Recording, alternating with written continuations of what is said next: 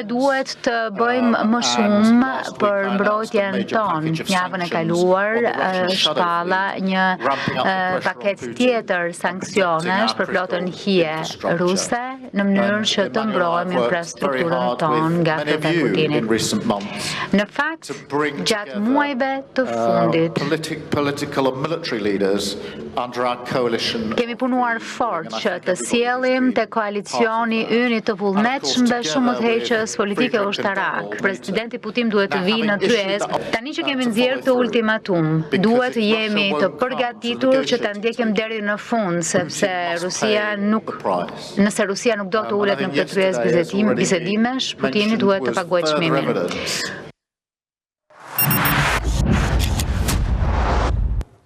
Pra ky ishte kryeministri Starmer kur flet qartësisht fjalë termin ultimatum. Ne kishim vënë me butësi, presion ose paralajmërim. Ultimatum është të thuash hapi i fundit përpara shpallës së luftës, të paktën në protokollin e marrëdhënieve midis shteteve. Dhe flisë për flotën hije. Tani është afruar në studio Karamuço, mi mbrëma zë Karamuço. Njëse erdhe 364, ke për shumë mungesa. Më vjen, më reflektohet kjo dhe nga mesazhet. Ku ke ekspertin? E ka ekspert, profesor. Edhe mua sapo më dërgua një mesazh për Karamuçon, do ja them në pushim. Asgjë nga shumë interesant. Jo, është të njohuri për bashkë. Të bëjë të fala, domethënë, ta them pastaj. Tani, do të Savi, çdo të thotë në radhë parë një flotë hije.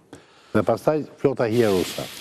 Një flotë hije është një flotë tani është të blera nga Rusia, por që nuk kanë flamur rusë ose nuk kanë asnjë lidhje le të themi të dukje me Rusinë. Mund të jenë anije me flamur libistë, algjeristë, greqistë, kujdo që mund të jenë dhe të cilat transportojnë mbi të gjitha naftën dhe gazin rus në këtë rast. Llogaritet ketë paktën rreth 1300 anije që janë. Këto shkelin embargon? Apo kontrabandën. Shkelin sanksionet që janë vendosur setrore, si bie. Shkelin sanksionet që janë vendosur nga perëndimi ndaj Rusisë. Dhe bëhet fjalë për rreth 1300 anije, pra është numër shumë i madh i anijeve flotës ruse. Nuk është kaq e lehtë për të gjendur, pra nuk është kaq e lehtë për të identifikuar faktin që një anije me flamur algjerian mund të jetë e blerë nga Rusia dhe komanduar nga Rusia, le të themi. Pra nuk është një ndërmarrje kaq e lehtë siç e bëri të dukej kryeministri britanik në këtë rast, dhe një nga arsye pse nuk ka ndodhur në një gjë e madhe në lidhje me flotën ruse në flotën hije në 3 vjetet e fundit është pikërisht fakti që nuk është kaq e lehtë për ta kapur, mund ndodhe edhe gabime, pra mund të kapësh dikë që mund mos ketë lidhje fare me. Ke mendonjë shërbimet e famshme sekrete britanike e kanë të vështirësi? Po nuk janë vetëm shërbimet britanike të famshme, janë edhe shërbimet të tjera dhe rusët janë pa të famshëm, kështu që është një lojë që po luajnë në të kohë mes palëve, por nuk është e lehtë për të kapur një flotë të tillë, sepse thash bëhet fjalë për 1300 anije, po të ishin 5, 6, 7, 8, 10, do ishte shumë e lehtë për të gjetur. Kontributi është shumë i mirë në këtë. Zoti Karamuço? Kanë disa ekrane të mëdha agjencitë ligjzbatuese, të cilat shikojnë në radar ato që quhen numrat e transponderëve, qoftë jetër fluturuse dhe ashtu atyre detare. Këtyre mund të vësh pins, ju vë pineska i virtuale të kuqe për aty ku dyshon. Që këto ka veprimtari argjenturore ose të thyrje të embargo, siç e përmendi edhe kolegu. Në lidhje me atë kontrabandie, domethënë që Rusia ka një potencial shumë të madh që nuk po e shfrytëzon dot në tregun ndërkombëtar, që është ai sidomos i gazit, dhe po gjen forma alternative për ta shitur këtë tek nevojtarët në Evropë. Sigurisht kur je kontraband s'paguan as taksa asgjë dhe kjo po bëhet tash një normë, por dhe një karshillik i madh ndaj gjithë këtyre sanksioneve që kanë ngritur në alarm gjithë Evropën. Por çfarë ka përveç gazit? Mund të vinë në Shqipëri këto anije? Përveç gazit dyshohet që ka edhe armë që po shiten. Pra atë që kemi thënë ne, që kemi nga shërbimet sekrete, raportet e tyre të bëra publike me burime të hapura, është që lufta e Ukrainës me Rusinë ka zhvilluar një kontrabandë, një trafik ndërkombëtar shumë të fuqishëm të armëve.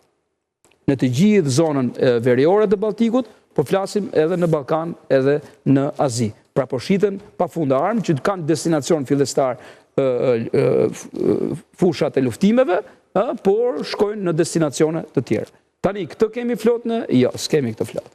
Kemi pasur flotat të tjera, që nuk kanë ardhur për kontrabande për të shitur gaz, po kanë ardhur për rikondicion të gjitha zonave dhe lëvizjeve dhe vëzhgimeve, na kanë hyrë deri në detin jon, nuk po them Adriatik, i kemi pasur në vëzhgime edhe ne si shtetë shqiptar, na është thënë me pineskat e kuqe që kjo anije mbanin survejim sepse është e zbulimit GRU-s ushtarak rus, është kthyer mbrapsht sapo ka parë që është në survejim nga anijet tona luftarake, nga helikopter, nga dron, nga avion të tjerë që janë ngritur nga Aviano ose nga bazat e NATO-s në Greqi, por ka qenë është dhe mbetet një rrezik real, sidomos kur ka pasur tensione të mëdha në pjesën e lindjes mesme, sidomos luftimet në Siri etj. Se çka ndashur të vinë deri këtej lart, ajo është një gjë pastaj që duhet na shpjegojnë vetë ata që s'do na shpjegojnë kurrë. Por edhe ky është një rrezik. Dhe këtë kanë kohë që e bëjnë këta, kanë kohë që kur filluan me anije tregtare të dëmtonin linjat e internetit, kablet e mëdha. Disa anije të ngjashme kanë. Pastaj edhe tubacionin e kanë bërë me këto, me anije proxy që ata i quajnë, që i vendos një flamur një identitet tjetër dhe kryen veprime subversive. Dhe këto janë më të rrezikshme. Anglia dhe gjithë vendet e Bashkimit Evropian nuk e kanë problemin të thyrë embargo dhe tek ajo, por e kanë që një flotë kaq e madhe mund të bëjë veprime sabotazhi subversive në territorin e pjesës së NATO-s, që fillon nga deti Balltik, nga 3 vendet balltike, Letonia, Estonia dhe Lituania, që krijon një problem të madh pastaj, ku aty ka dhe një përqendrim të jashtëzakonshëm të gjithë forcave të NATO-s përfshirë këtu dhe ato të Shtetet Bashkuara të Amerikës dhe mund të çojë në një konflikt me njerëz. Në Shqipëria një hallkë dobët e tyre? Pra do të thonë kemi neve mire tonat i identifikimit tyre, apo janë shërbime të aleati që bëjnë të shërbime? Janë shërbime partnere që shkëmbejnë gjithë kohën informacion, dhe prandaj ne i kemi mbajtur disa për këtyre anijeve në thonjza tregtare, i kemi mbajtur në shërbim, sepse dihet që kanë pasur qëllimin kryesor zbulimit ushtarak. Po kështu në një cik kontraband kanë bërë me shërbime ta? S'ka të dhëna? Nuk kam të dhëna. Është shumë largë dhe nuk është një treg i madh Shqipëria për të joshur Rusin për të bërë kontraband, jo, absolutisht. Dica Coca-Cola njëherë që u gjetën një treg në Moskë, Coca-Cola shqiptare, made in Albania, nuk e di si përfunduar. Po, mi ka quar një student atëherë i Rusisë fotografi kur filloi lufta e Ukrainës. Sa po këto ç'a duan, si duket kishin mos e kemi bërë nga Shqipëria, sepse është një treg rajonal. I stokuar diku tjetër. Sepse i vetë, po pra, do të jenë të Serbisë, që ne i kemi quar, ose më mirë nga Kosova, dhe aty pastaj ato kanë ikur se Serbia vonoi shumë me këto sankcione. Dhe vetë me gjë që mbaj mend, po që jo, mos s'kan lidhje me ne. E kemi zero atë pjesë me Rusën. Okej. Profesor Shala? Një flotë kaq e madhe, mbi 1000 anije, ka bërë të mundur që t'japi një injekcion jo të vogël ekonomisë ruse në krizë. Kështu që penalizimi këtyre, pra atë që tha kryeministri anglez, por edhe kryekomisionere von der Leyen tha që një nga pikat që do sankcionohen do të jetë flota hije. Kjo do të thotë që për një periudhë 3 vjeçare kjo flotë hije është identifikuar. Pra, shërbimet e inteligjencës e tjerë kanë bërë punën e tyre dhe kjo flotë hije është identifikuar dhe goditja apo neutralizimi i kësaj do të jetë do të bëjë që t'japin sanksionet t'japin efekt, pra në një farë mënyrë. Ka ana tjetër, siç e përmendi edhe profesor Muço, ky problem këto janë përdorur edhe për akte sabotazhi. Kemi 2 raste që ka filluar hetimi edhe nga Suedia edhe nga kur këto kaputën kablot në ujore. Pra, ajo ishte pjesë, pavarësisht se ishte me staf kinez e tjerë, por shërbimet inteligjent arritën në përfundimin që ajo ishte e ngarkuar, pra duke e quajti si pakujdesi, duke lëshuar spirancën, duke tërhequr zvarre e tjerë, arriti kaputi kablot dhe kjo shkaktoi një alarm shumë të madh edhe në vendet e NATO-s. Pra, po tregonte një modus operandi, një mënyrë veprimi që mund ndodhte edhe më vonë. Pra, unë them që ka një sankcionim të mirë tashmë, edhe duket paketa sankcionet e reja që do vendosi Bashkimi Evropian, i vendos apo si vendos në bashkëpunim me Amerikën, është problem tjetër, por ata do të vendosin dhe do të penalizohet edhe flota hije. Do të hap një parantezë, sepse përpara se ty në emision, qarkullonte lajmi për i mediatik që Vjosa Osmani, presidenti e Kosovës, ishte kërcënuar me vdekje. Mi po, tani kemi një konfirmim zyrtar, do thënë ka konfirmuar këshilltari për media e presidencës Bekim Kupina. Pra, kërcënimi është dërguar në median zyrtar të presidencës. Zë ka e mu së qashko, ndojena që ose kemë diçka? Di që për zonjën Vjosa Osmani, agjensit më të specializuar rizbatuese në Shqipëri kanë mbajtur sigurinë e saj në kushtet më ekstreme. Madje ka patur edhe një problem në lidhje me një shtetas sërb i cili ishte streuar në hotelin ku do të qëndronte zonja Osmani, dhe vetëm pasi këto agjensi të specializuar rizbatuese kanë shkuar pranë hotelit ku do të qëndronte kryeministri e Kosovës, është arritur në konkluzionin që ky shtetas ishte larguar ditë përpara se Vjosa Osmani të strehojë, pra të qëndronte në hotelin përkatës.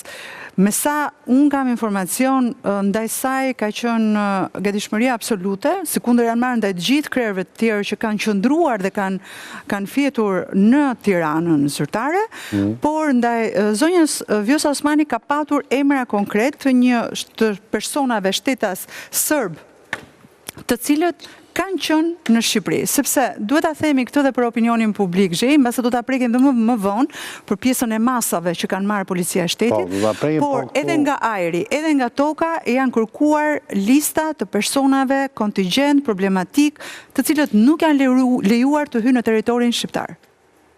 Dhe komsit kanë qenë pak të çuditshme në fakt, sepse bëhet fjalë për shtetas iranian, shtetas rus, sërb dhe kryesisht ato të vendeve arabe. Ka qenë një listë e detajuar me emra personash precedent, të cilët kanë qenë edhe si pasojë e shërbimeve sekrete të vendeve. Kanë qenë lista të para përgatitura? Po, lista të para përgatitura, të cilat janë marrë nga, madje edhe nga agjenta antiterrorit, nga Renea, e cila e ka mbrojtur të gjithë aktivitetin nëpërmjet lartësive, pra nëpërmjet ajrit, por në përpikat hyrëse, qoftë në aeroporte, por edhe në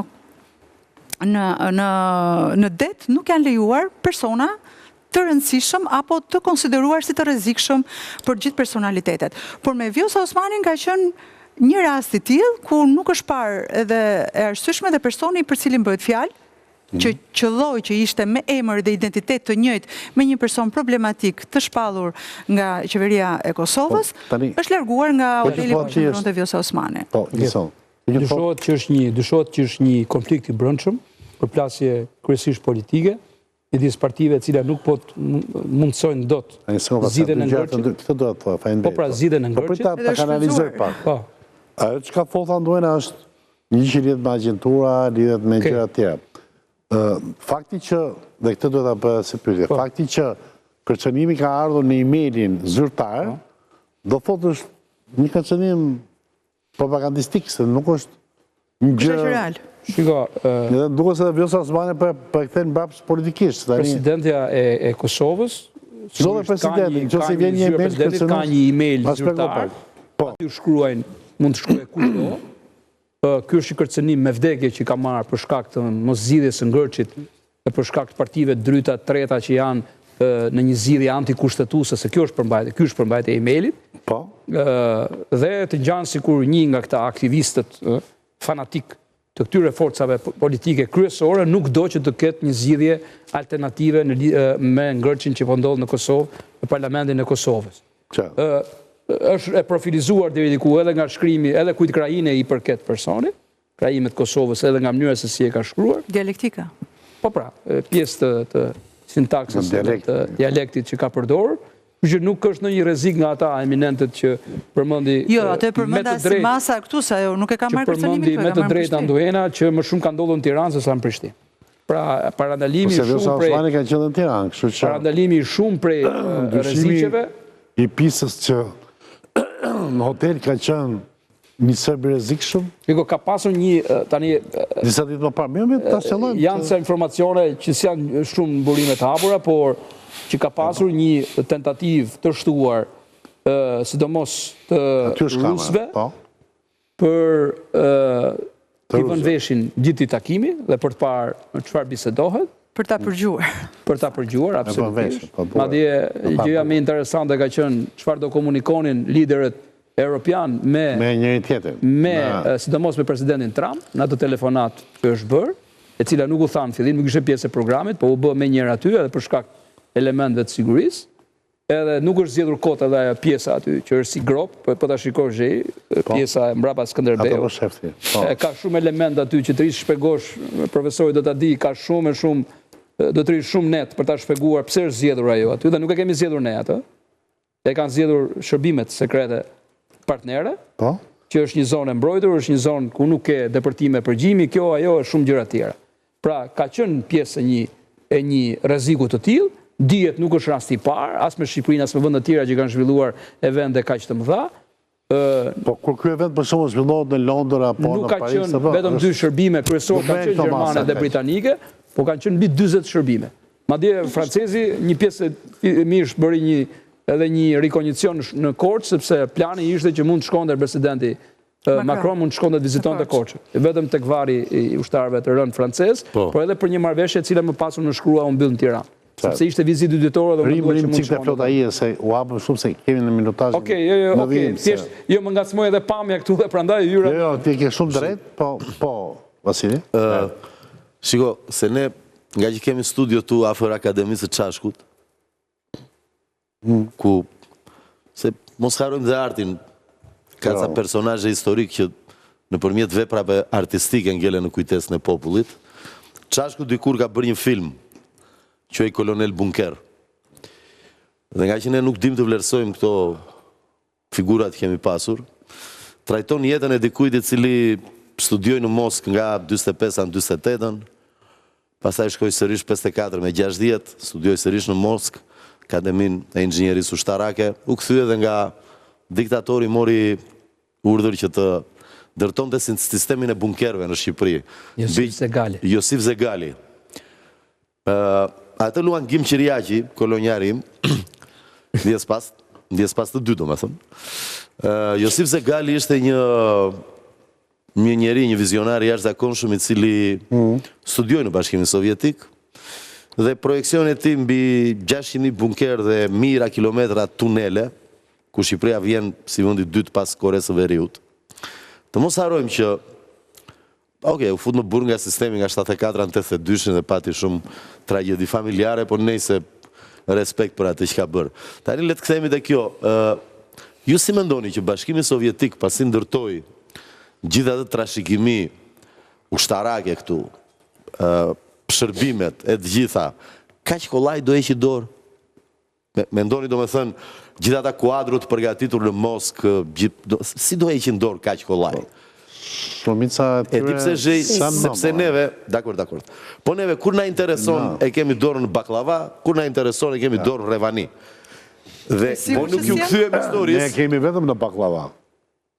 Mos i ka që sigur zhej, sepse ne që brokoristim për popullin vlla sovjetik dhe popullin vlla kinez, po ju them që në 74 janë porositur 3.000 ton armatur nga populli vlla kinez për të bërë ato bunkere dhe ato tunele. Unë nuk mendoj se do heqin dorë kaq kollaj. Dhe ne kemi hequr. Dëgjoj, zhej, ne nuk mund të zgjohemi një ditë dhe të themi ne tani jemi marsian, po deri djeshim toksor. Dhe të nesër mendojemi hënor. Pastaj dalim lunatik. Jo. Ne mirë do bënim të nderonim disa figura, si për shembull e tha Karamusho, të cilin, kolonel Bunkerin, Josif Zegalin, dhe kështu ne do kuptojmë diku ku jemi në boshtin ton geopolitik. Në shumë emisione ne kemi thënë dhe bashk, kryesisht bashk, për doktrinën e rinjës shqiptare që krijoi Shqipërinë, që djedi Shqipërisë lind nga Perëndimi, pra dohan e kemi parë në gjitha të mira që na kanë ardhur nga lindja. Por ishte Stambolli, që ka Moska. Por ishte Noli ai që vendosi marrëdhëniet në Bashkimin Sovjetik 24. Ne kemi vendosur tani Bruksel e Washington. Të kuptoj. Nga Pekini, gjitha lindje këto kanë. Dgjoj, se vendosëm ne një ditë. Neve spostuam Maksin e Rinazve. Pas uzit botëror. Dgjoj, mund të jenë diku te 30 vjet që mësohet anglishtja si gjuhë huaj në shkollat e Shqipërisë. Brezi juaj ka mësuar rusisht. Brezi ka mësuar vetëm anglisht dhe frëngjisht e hequr. Jo. Rusisht. Jo, nejse, ma. Tani, presi para teje. Shkolla ime ka bërë anglisht e inglisht. Po gjithsesi. Gjuhë tuaja që kishte anglisht. Janë gjëra Russishtja filloi ra. Dakor. Se përgatimi në shovi. Po jam shumë i qartë. Ka një gjë me qënë se jemi të kjo temë, me dyrë të Jemi ke mbyllura... flotaria, ne po të spionazh. Po ke spionazh jemi. Pikërisht pa. Aty do ridejmë Me qënë se folëm për këto anijet ghost, të cilat përveç të tjerave, trafiku të armëve, prishjen e infrastrukturës në ujore e tjera, bëjnë edhe luftë hibride. Ajo që ndodh me dyert të mbyllura dhe që në fakt ka dhe shumë domethënë se është që NATO për herë të parë në Shqipëri po ngrej një qendër kundër krimit kibernetik. Një nga më të mëdhajet në, le të themi, mbase nuk e di nëse do të jetë në Europë, po në Ballkanin Perëndimor po njerë.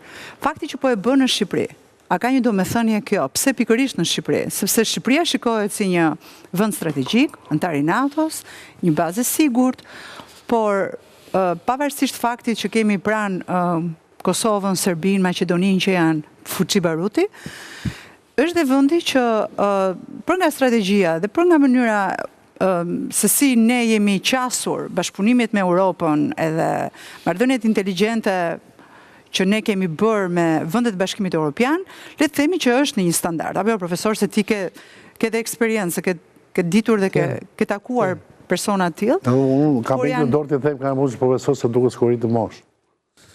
Jo, ka dhe profesor të rinj. Karamush është më i vogël se unë. Një sekond. Çfarë lidhje ka? Profesor mbetet. Është djalë i ri fare. Më nuk e di sepse kjo është një tendencë. Ju thua profesor që i kemi titullin akademik, këtu i kemi të tre të njëjtë. Ne të shkretët, unë e zhe që si jemi akademik. Të tre profesorë i kemi titullin akademik këtu. Mbas nuk e di, po Andrena e përmend edhe për faktin që i ka qenë një nga studentët më të mirë fakultetit drejtësisë. Unë kam qenë pedagog i saj. Kjo është ajo që e përmend profesor. Okej, ndrej. Po, më ka ngelur shumë në kushiencë. Është respekt. Jo, mos mërzitje që nuk ta përdorun shpesh. Jo, i të lutem. Ka marrë mesazh. Jo, absolutisht, se më duhet lëm mjegër e ta zbardh pastaj të bëj një kështu retushim. Okej, atë një pyetje kisha, nuk e di kush mund të më përgjigjet. Kjo qendra e trajnimeve për ushtarë dhe oficerë ukrainës në Shqipëri, është e vërtetë apo është sekret shtetëror? Por u dhanë media. Shkau goja këtyre që. Shkau gau. Shkau gau. Se papa, shkau goja? Po të shkasi goja në gjëra të tilla domethënë. Mirë, një minutë. Tani këtu kjo është sekret shtetëror. Nuk po e prekim sekret shtetëror. Edhe qendra e sigurisë kibernetike. Edhe kur kemi pasur stërvitje. Edhe kur kemi pasur të bën e trupave kosovare në Surrel në ato vite, edhe atëherë ka qenë sekret shtetëror. Një sekond. Ashtu siç u tha që Che Guevara ka vizituar Shqipërinë, Bin Laden ka qenë i fshehur këtu. U shkasin vetë këtyre. E kanë thënë. Che Guevara ka vizituar dhe Mehmet Çeu i ka dhënë automatik dhurat. Atë po them pra. Apo profesor? Atë po them. Në valizë. Bile ke një president sot. Atë po them, domethënë ne pra e kemi këtë. E rishkasin vetë sekretin, mos kemi zbrit. Ke një president një shteti shumë të fuqishëm sot. Ke president një shteti shumë të fuqishëm që është trajnuar në Shqipëri. Po Gjej, të japu një variant të ngjashëm me këtë. Unë e di. Presidenti i Brazilit Lula. Gjej, të japu një sekond tani. Po të rin këtu. Është trajnuar këtu. Jo, shumë afër kësaj. I thot gjëra shumë të rënda, po buskesh e di person kush është shëruar Shqipërisë. Jo, është një ngjarje duke kuadrat e vjetër. Më fal. Po Karamuçu. Në lidhje me këtë, shkon një nga ministrat tanë përpara pak kohësh, mund të them në fillim të vitit të kaluar, shkon një vizitë zyrtare në Kosovë. Po. Masi mbaron vizitën, në protokollin, shkon dhe viziton një grup që po trajnohej aty, po trajnonte më mirë, një grup kosovar lidhet me krimet kibernetike në fushën ushtarake. Mirë po aty ishin edhe persona të tjerë, të cilët janë pjesë e shërbimit tonë sekret ushtarak. Të kemi edhe në shërbim ushtarak. Siç kanë gjitha vendet e Bashkimit Evropian. I kapi kamera ata. Jo vetëm del foto, ky ministri, po e nxjerrën faqen zyrtare e Ministrisë së Jashtme. Dhe aty dalin zvënz drejtori, të gjithë këta. Shpura komplet, që çfarë bënin aty? Edhe është bërë alarm i madh, shërbimet kanë komunikuar etj. U bë problem shumë i madh kjo, hiqet fotografi. E mbasi u mbajnë 2 muaj fotografi, aty mezi u hoq pastaj. Kur e kishin marrë, e kishin pa. Pra, ne nuk i kemi shumë të ndjeshme këto gjëra. Ne bën gabim edhe Ministria e Mbrojtjes nganjëherë, që vjen një student i shkolluar në West Point ose nga jashtë shkollat elitare, ky do jetë aseti më i madh i joni për krimet kibernetike, ky. Mos e ekspozojmë, se ta marrin edhe e futin ato të tyre ata të tjerë, armiqtë tanë. Mos e ekspozojmë. Jemi në luftë të ftohtë, nuk e kuptojnë akoma. E bën gabim me nxjerrin fotografi. I thash mos e bëni më këtë, se kjo është skandal. E targeton atë, të shkretin. Ai sa ka marrë shkollën, e targeton. Media apo ja the kështu. Duhet zbatojnë protokollet. Më mirë t'ja u thuash. Duhet zbatojnë protokollet e sekretit ata. Duhet zbatojnë protokollet. Këta nuk i kanë. Tani protokollet sekret për sa i përket. Një sekondë. Janë sekret. Janë asetet tona apo janë. Atë kam u thon. Protokollet sekret në lidhje atë që tha Zëshara. Në lidhje me stërvitjen e ushtarakëve Ukrainës në Shqipëri, rrodhën u thyen. Tani një sekondë. Ky s'është fajon. Jemi konfliktë më dhenjë. Pyetja është, tani neve shndrohemi në target të Zëshara tani? Nga Rusia po. Sa verifikojnë një herë ata.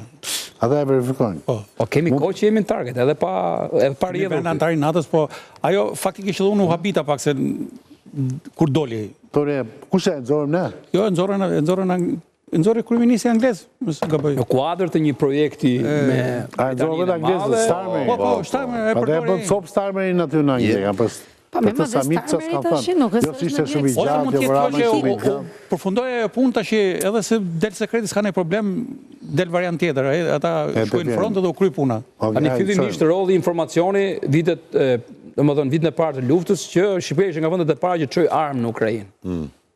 Po. Nuk u tha, pastaj filloi të thuaj. Jo vetëm armët e fishat. Pastaj në fund fare e përmendi kryeministri. E tha që ne kemi ndihmuar dhe ai e pranoi. Ushtarakisht. Pastaj kjo e dyta është çik më avancuar, se ne kemi qejf të trajnojmë këtë. Kemi trajnuar edhe ande nga Afrika, e mban mend, ka qenë herët grupet e Vietnamin po. Kemi nuk e kam për ironi, e kam që ne kemi një trashëgimi të mirë për trajnimin e këtyre forcave, sidomos për këto luftet guerilje. E kemi këtë. Ne kemi pasur edhe për Kosovën, jo zonën nuk e them dot. Kemi pasur edhe për Kosovën, më fal, në Surrel, lart. Për Kosovarët, ato trupat e para që... Ku që, pse jo, ta vazhdojmë me traditë. A i shëmbulli Edward Snowden me Wikileaks, do me thënë, për sa që... Por mund të rezikojmë, më falë gjej, mund të rezikojmë, kjo duhet të thënë, veprime sabotazhi, mund të rezikojmë këto. Po prandaj po ndërtohet qendra. Po nga frikë se mos... Mund të rezikojmë. Se nuk do rinduar kryqet. Me këto rrjedhje mund të deklasifikohemi si vënd që ditë në bajtë sekretë. Vitin e kaluar Evropa u përball me një sër aktesh. Ka ndodhur shpërthime në disa prej depove të mëdha të armatimit në Bullgari, në Slovaki, në Britani të madhe për ndihmat që çoheshin. Po, kanë pasur shumë nga këto. Ka qenë një raport i madh që nga shërbimet e NATO-s që verifikon të gjitha këto, ende nuk kanë dhënë përgjigje për sulmin e fundit më të madh kibernetik ndodhur në Evropë, që kaloi kështu sikur ajo e blackout. Portugali, Spanjë dhe jugu i Francës, që ajo e ka për mua, ka vulën e luftës hibride ruse, nuk ka asnjë shpjegim tjetër, jo dielli, jo fenomeni natyror, janë të gjitha për të mbyllur një kapitull i cili krijonte panik në popull, por që duhet thënë, ajo ishte sulm kibernetik masiv. Dora ruse i bie që në bomb tuk në fillim. Ajo që më fal, ajo që rusët domethënë NATO i thot dita zero, rusët kanë një plan që i thon nata zero. Dhe ajo është nata zero. Pra që bëhet natë, dhe dita zero e parë që lind. Faleminderit Karamunxho që ma kujtove emrin me kolonel bunkerit Josip Zegalit, prandaj them që asedi më i madh që kemi zhej, në qoftë se do një ditë neve do na bien nga lart, janë bunkeret. Për atë që quajt çmenduria e diktatorit, ndoshta ajo është që do na shpëtoj. Mira kilometra tunele dhe bunkeret. Se nga do hymë në ato bunkere nuk e dim se janë burtuar edhe bunkerin e fundit të zbuluar. Në krizës Kosovës pastruan gjithë ato. Po.